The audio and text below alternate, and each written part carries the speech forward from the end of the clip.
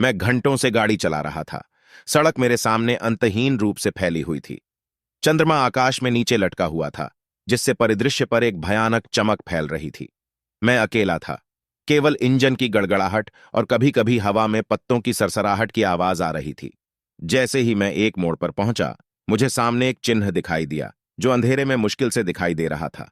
इसमें लिखा था, साइलेंट वैली में आपका स्वागत है। मैंने साइलेंट वैली में प्रवेश किया। सड़क पर पेड़ मूक प्रहरी की तरह मंडरा रहे थे। चांदनी में परछाइयां नृत्य कर रही थीं और मेरी रीढ़ में एक ठंडक दौड़ गई। अचानक मुझे एक अजीब सी आवाज सुनाई दी, जैसे कोई बच्चा हंस रहा हो। मैंने कार रोकी और बाहर निकला, लेकिन वहां कुछ नहीं था, बस पेड़ों के बीच से हवा की फुसफुसाहट। मैंने इसे नजरअंदाज कर दिया और आगे बढ़ने का निश्चय करते हुए कार में वापस आ गया। लेकिन जैसे जैसे मैं घाटी में गहराई तक गया, चीजें अजनबी होने लगीं।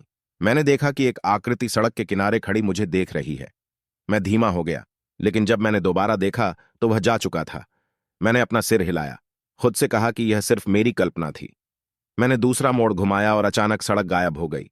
मैंने ब्रेक मारा। मेरा दिल मेरे सीने में जोरों से धड़क रहा था। मेरे सामने एक बड़ी बूंद गिरी। सड़क अचानक खत्म हो गई।